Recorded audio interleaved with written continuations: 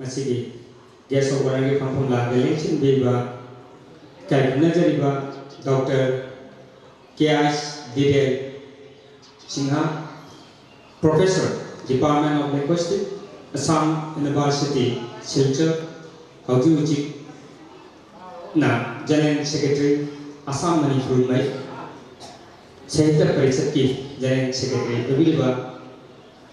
Waja Professor K.S. Didel bu, masih difasilitasikan Mai dan Apung Kharat Hambinaba, namun nak khususnya.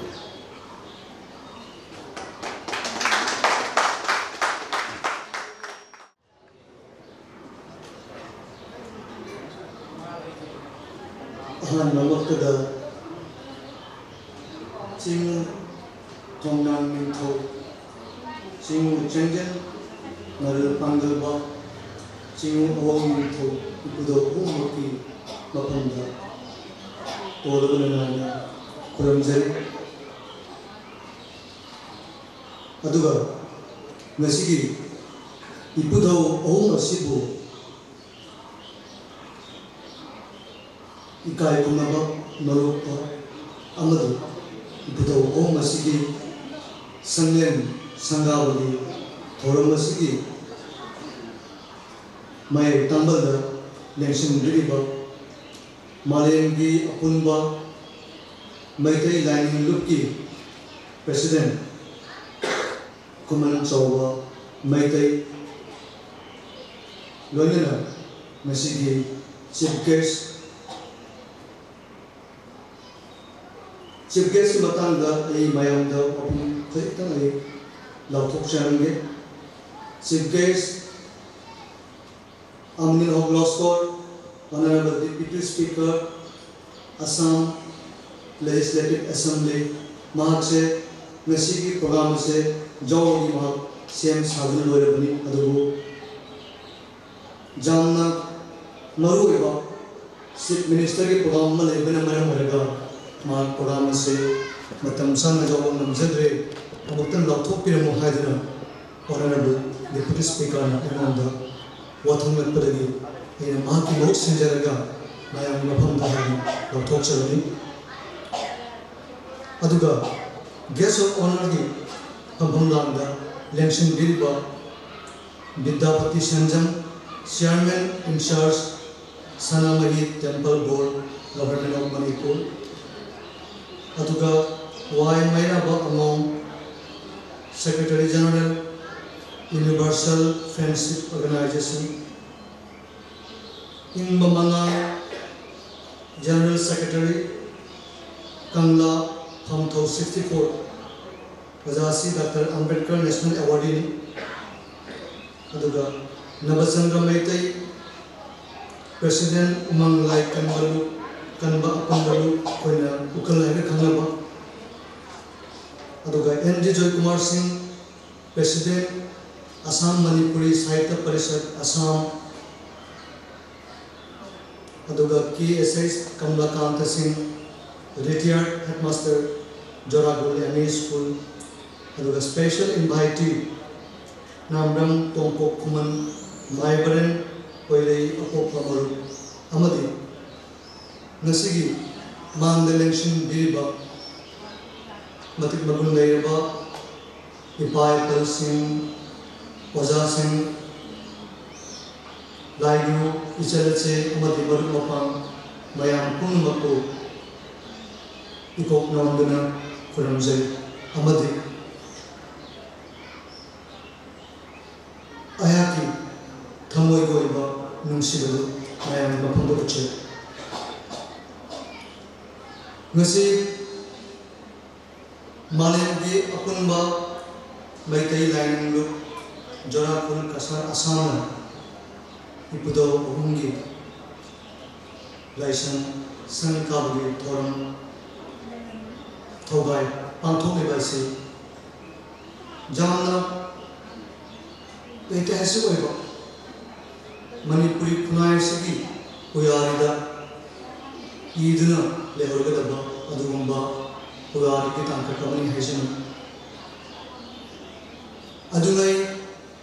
Medingu Garip Noas Hatak Tagi मैते अखोई चंद्रम्बा lining लिशत कया माथा किदना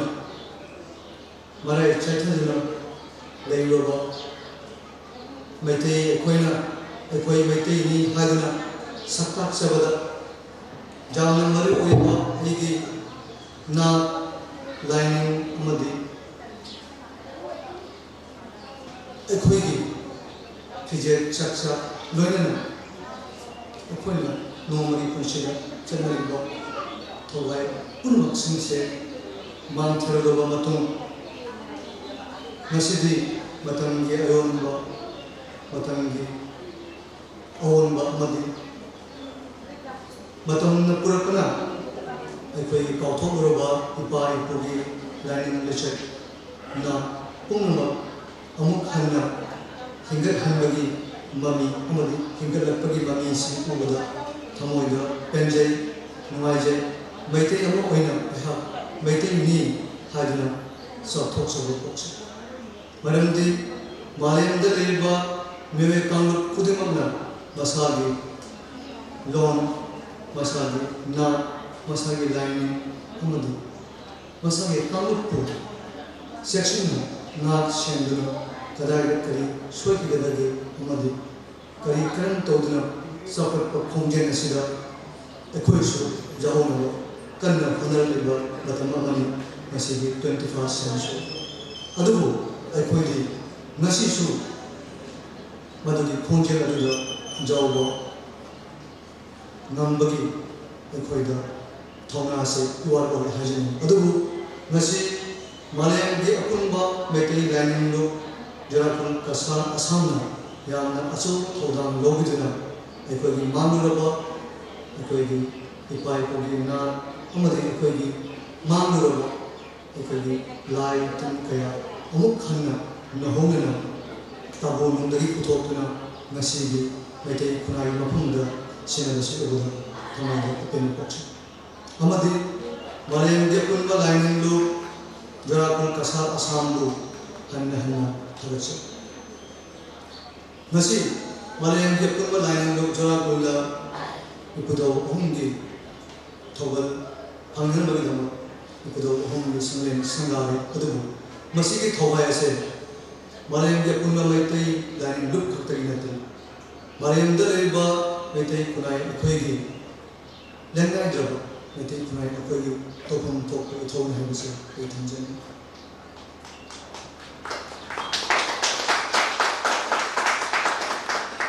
अखोइ मसेंगे मरक्ता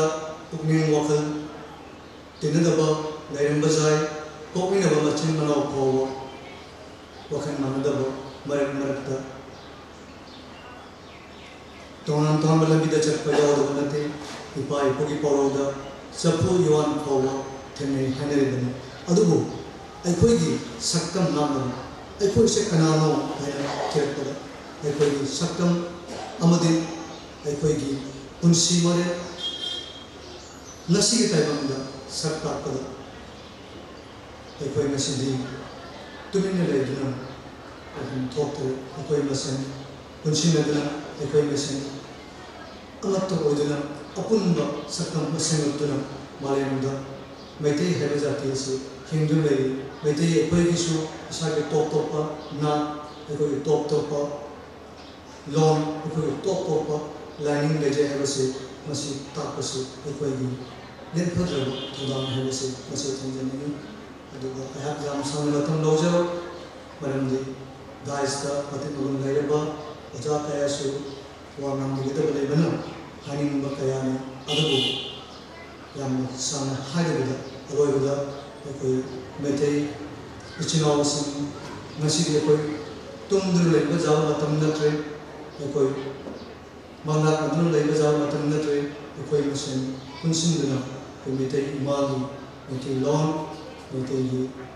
नाट मेते line पुनमक्से कल्लसे हेबो अमे थमजरगा नसी तेंबिरबा मयाम पुनमकु इकोक मन थमजरगा रमजरगा नसी दिन मता नसी टेंशन मयाम थमज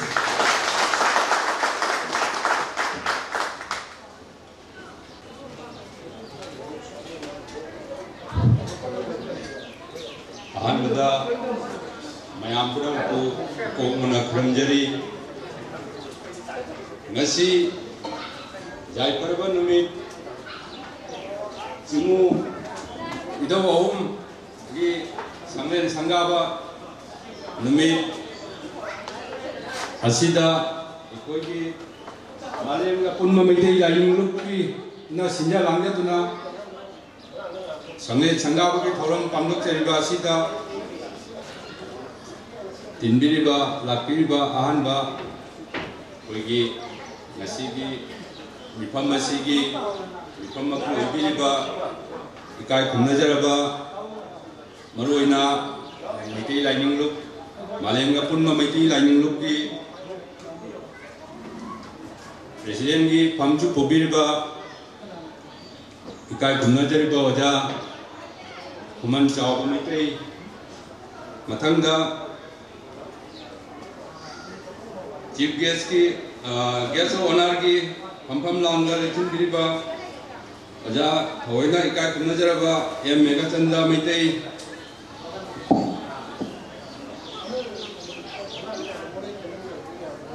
सनाबई टेंपल बोर्ड गोप ऑफ मणिपुर गुसु मथंगदा Y Mairaba Angom secretary general universal friendship organisation Katabada Oja Ikai Khomnajaraba Nabachandra Maitei Elias Parihal President Umanglai Kannalup Kanna Apunmalup Matangda Oja NG Joy Kumar Singha President Assam Manipuri Sahitya Parishad Assam Matanga City Dr. K.S. D.N. Singha Professor Department of Linguistics Assam University Kam General Secretary Assam Manipuri Sahitya Parishad Mathangda Ikai Khumnajariba KSS Komlakanta Singha Retired Headmaster Jurakhol ME School Dangda Special Invitee Gi Pampam Langda Lentin Bariba Jai Ikai Tadona Ikai Khumnajariba Namram Tompok Kuman Maibaren Koire Apunba Marup Matanga City Advocate Matsi Acheno Jeremane Ina Loinana Nasigi Sanglen Sangaba Sibu Mapung Phan Minawi Damakda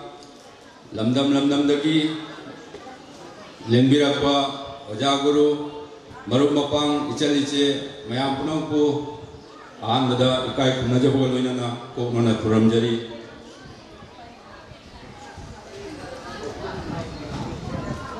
Ngasigi Udaw Ahumgi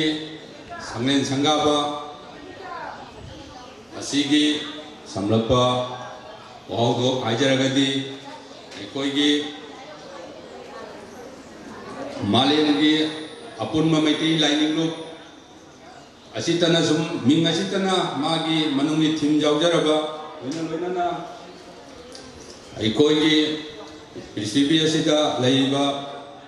dharma mayam asigi manungda khenaba lejarasu amaga nungsibagi paujel peace asigi maroiba thimdi asini koina ngasi sangawagi thorom asida Idaw Ahumgi si matam amada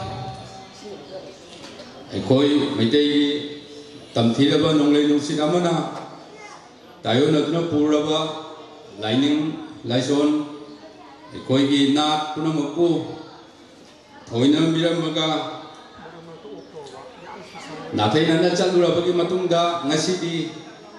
aikoi aigi Inatu aigi Layung Laison bu Khongul liba Thiraksida aigi culture aigi Layung Laison asi koina Sandok Kachinda laiba Ipawu amasung imawu masak khangba si koi Chathamina si hai si ai thamjage aka tawde sang so hai jaroi lamdam masigi ꯑꯩꯈꯣꯏꯗ ꯏꯆꯥ ꯃꯌꯥꯝ ꯄꯨꯝꯅꯃꯛꯄꯨ ꯈꯨꯟꯖꯥꯎ ꯁꯅꯨ ꯂꯩꯆꯥꯎ ꯁꯅꯨ ꯍꯥꯏꯕ ꯋꯥꯐꯝ ꯑꯁꯤ ꯊꯝꯖꯕꯒ ꯂꯣꯏꯅꯅ ꯉꯁꯤꯒꯤ ꯋꯥꯍꯧꯗꯣꯛ ꯋꯥꯔꯝ ꯄꯤꯕ ꯑꯁꯤ ꯃꯌꯥꯝꯕꯨ ꯈꯨꯔꯨꯝꯖꯕꯒ ꯂꯣꯏꯅꯅ ꯃꯇꯥꯡ ꯑꯁꯤꯗ ꯂꯣꯏꯁꯤꯟꯖꯔꯦ꯫ Thank you.